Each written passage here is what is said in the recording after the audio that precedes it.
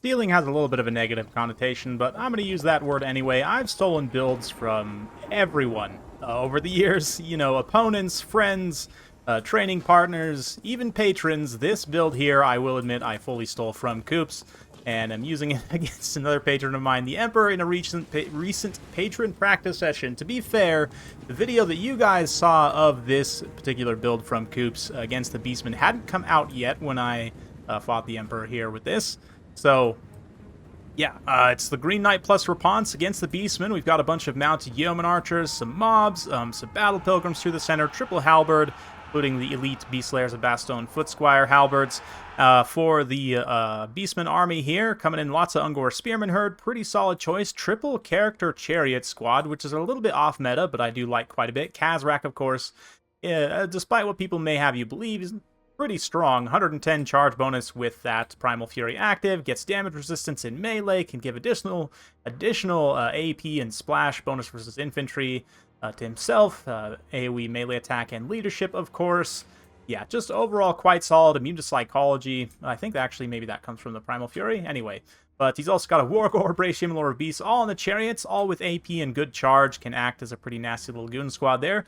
I've got some great weapons, some throwing axe, Centaurs, all very solid. The Razorgore herds are also good in case I go with a volume of heavy cavalry here, but instead I've gone with a not exactly elite infantry force, but definitely a pretty big spend on infantry. Not so many knights, just the Royal Pegasus Knights up in the air, as Coops did in his build. Again, Raponce with the Green Knight, the Yeoman coming out to do some skirmishing. I could honestly charge these Ungor Raiders, and I'm going to kind of charge in with the Pegasus Knights just to get a taste of them, and maybe to try and draw Kazrak and the Bracium away from this infantry fight. I want to keep them away from this infantry fight for as long as I can. Let the Battle Pilgrims do their work, cutting through some of these Ungors, and just kind of evening out the fight a little bit in my favor there, especially the Ungor Spears. The more of them I can get rid of, the better it will be for my higher value units. Curse of Honor are going to get popped here, minus speed and melee stats. It is a pretty expensive spell, though, to be using just on Yeoman. Even if you were to catch them and actually finish them, it probably would have been better to just hang on to that and maybe try and cast it on this character fight, which is about to ensue here, as all the characters charge in. Raponce and the Green Knight getting after the Chariot Squad to just immediately punch into the line of Battle Pilgrims there. Also getting poisoned. Keep in mind that the Wardens of Montfort, Regiment Renown Yeoman archers do have poison, of course, on their bows, so they can provide a little bit of speed debuff. Helps my cavalry be able to cycle charge that much better. Pegasus Knights get in here, and the Chariot Squad definitely wants to get away from the Cavalry Squad. I feel like historically appropriate that the Chariots would be running away from heavy cavalry, but anyway. That aside, the Centaurs definitely making their presence felt, cleaning up a lot of my flank here. I've had to sort of turn my halberds to defend, and we did manage to fend off some of the Razorgore herds and other units. Battle Pilgrims still definitely fighting hard here in the center, but taking some significant losses. Beastmen not really pressing too hard here. It looks like actually some of the Centaurs are going to come forward a little bit piecemeal. I might be able to focus them down with the Yeoman, but these Raiders are definitely still a threat. Ungor Raiders are secretly one of the best skirmish units in the entire game. They're going to come in here, and even despite a lack of AP and with the physical resistance that the Pegasus Knights have, they still take some damage there, even with the missile block chance too. I mean, there's several factors going in favor of the Pegasus Knights in that situation, and yet still they take some, like, noticeable damage, let's say, from those Ungors. So come in just to clean up one unit there. Meanwhile, out on the periphery, anything that kind of overextends into this open space where all these Beastmen mobile units are is just going to get eaten up, right? Like, these Holy Wardens are at severe risk of just getting raffle-stomped by this giant herd of angry beasts. But for the time being, the beasts are instead going to turn their attention over here to try and, again, just clean up. Got multiple weakened infantry units to try and take out here. Just kind of leave the Holy Wardens to their fate. They're not really doing a lot running around here in the open space anyway, right? So I'm going to sort of do the same thing. Again, try and concentrate my mobility to just shock whatever units I can off the battlefield.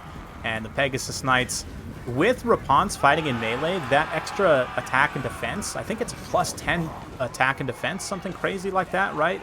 Not to mention she can also throw that blinded debuff down if she needs to in a pinch. I've found really good synergy with the Royal Pegasus Knights with Raponce.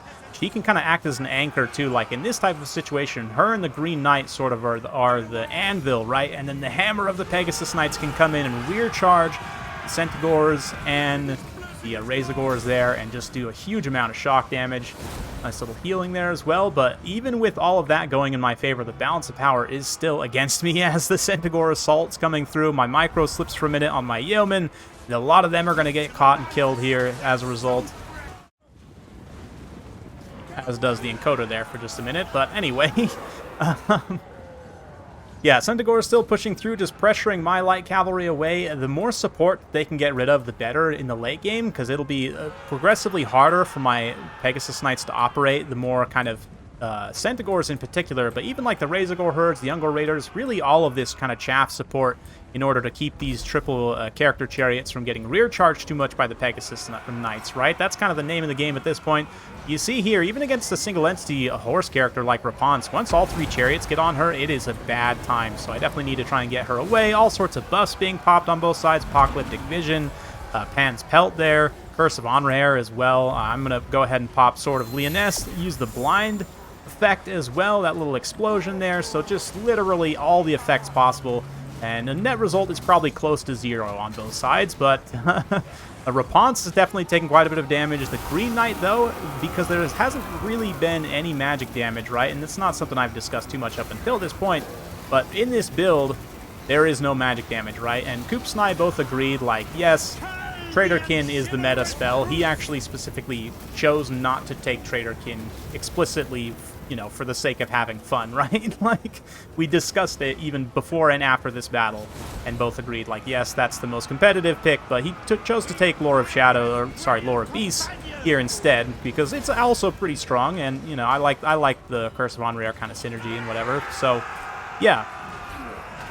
Being that as it is, Traderkin definitely would have made a difference. Could have done some pretty solid magic damage to the Green Knight, but even that in and of itself, I don't know 100% is enough. If all 3 character chariots could all get a surround on the Green Knight and, you know, multi-hit him down, then definitely they could. If he was, you know, alone by himself with nothing else left. But at this point, he's not quite there. I mean, we're close. The Holy Wardens are still fighting, having been forsaken in the open ground earlier. They have now come through and cleaned up 254 kills on the Beastmen, so that whole time, basically, since we last checked in with them, you've seen them running around in the background, murdering Ungors and Gors and everything else. They're double lightsabers. Man, what a cool unit, honestly.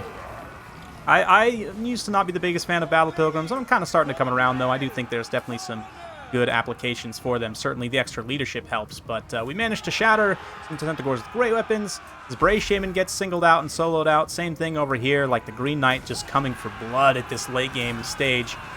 He just comes in and wallops that Wargore. And now Khazrak all by himself, surrounded by Pegasus Knights and the Green Knight. That's not going to be a good time for him. He terror routes, and I guess we all learned something about that immunopsychology, that he in fact does not have it innately, and I think I knew that before, actually. Anyway, fun stuff. Big thanks to the Emperor for that fun game. Actually ended up being pretty close at the end of the day. Fun back and forth, but for me, the fact that sort of the marquee tools of this build performed so well does make me pretty happy, I have to say. Royal Pegasus Knights have not always been the most effective unit in Game 2, and I'm really hoping that that's something that they address for Game 3. You know, you think about, like, Screamers of Tzeentch, like the Disc Knights of Tzeentch, you've got the Longma Cavalry for Cathay. There's quite a few flying cavalry type, you know, flying multi-model type units coming in Game 3, so I really hope they kind of address some of the issues with the charge animations there that cropped up from Game 1 to Game 2. Regardless, though, if used appropriately, obviously, they can still be ridiculously strong. Here, cleaning up almost 3,000 damage value, 17,000 damage dealt overall, 223 kills. I mean, against a faction which doesn't have really strong anti-air, and also, you know, monsters are in a, let's say, lower armor class, maybe wouldn't be typically brought against Bretonnia because of that archer fire, you know. Beastmen here, like, you're not as likely to see a Gorgon. Like, yes, you might see Aurochs. He's a monster in and of himself, right? But that's kind of what these two are for, right?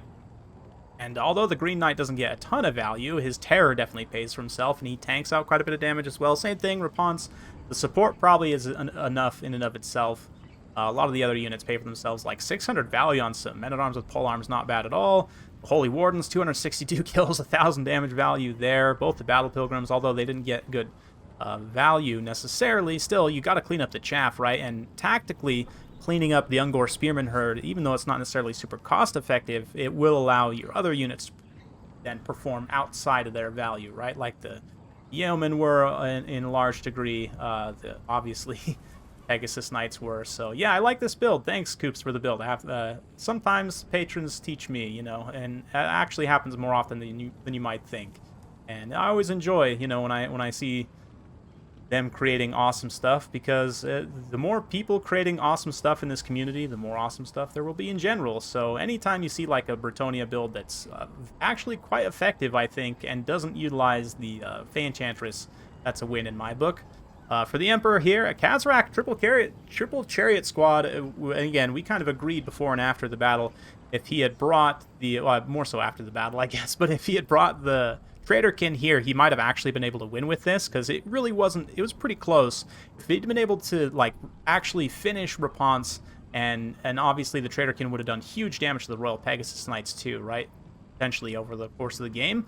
So that could have finished them off, and at that point, it's pretty much just the Green Knight left by himself, and the triple character chariots can defeat him, even without a ton of magic damage. Of course, Traderkin will also deal some magic damage to him, so with that change, this honestly probably wins, but I really like the Centaurs with great weapons and the Centaurs with throwing axes both in heavy cavalry matchups.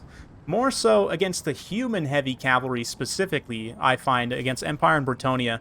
The Centaurs with great weapons, as long as you're not eating charges and eating too much range fire, they will trade super cost effective into Bretonnian and Empire cavalry.